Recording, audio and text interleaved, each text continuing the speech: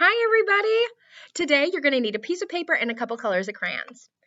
And you can use whatever colors you want. You don't have to copy the ones that I'm doing. I'm going to start with red, and I'm going to need a green and a yellow, and I think I'm going to need a black, but I can't find one right now. I'll work it out. So today, we're going to do stop, think, and act. And I want you to draw one of the first things you can think of when you hear the word stop.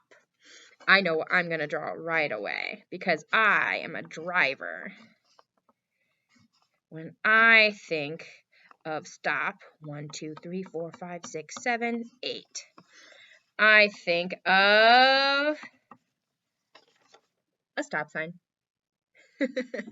You can keep drawing your stop shape wherever you want. And I'm going to keep going with the activity. Stop, think is the next one. What do you think of when you hear the word think?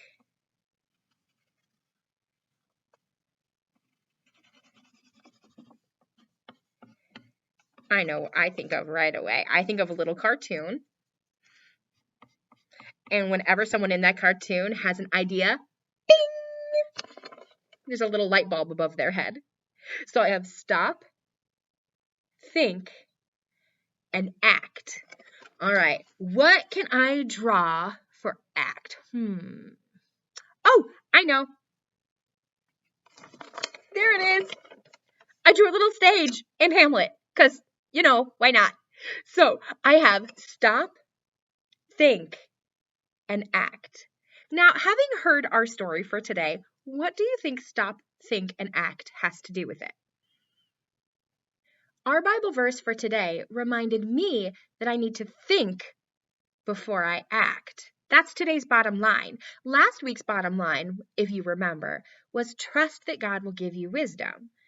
And wisdom helps you to think before you act. Because our verse from the Bible that Solomon was talking about in today's story was this: wise people see danger and go someplace safe. But childish people, or people who aren't wise, they keep going and they suffer for it. It's kind of like if you're driving on a road and you see that there's a big branch across the road. A wise person isn't going to drive right across that big branch in the road. They're going to find a different road or go around it somehow.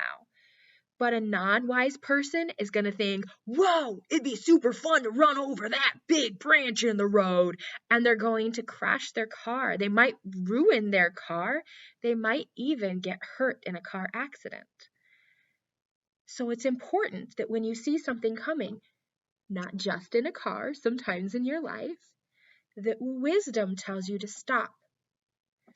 Think about what you're about to do and then act. Sometimes that action is going somewhere else that's safe and making a wise choice, not to run over that branch, not to fall in the hole, not to jump off of something that's way too high. Sometimes that act is go stand by that person that's getting made fun of. Go tell a teacher if there's a situation that's unsafe. Go home if your friends are doing something or playing a game that you know that your parents don't want you to play. Stop when you look at those situations. Think about what the right thing to do is. Think about what the wise thing to do is. And then do the wise thing.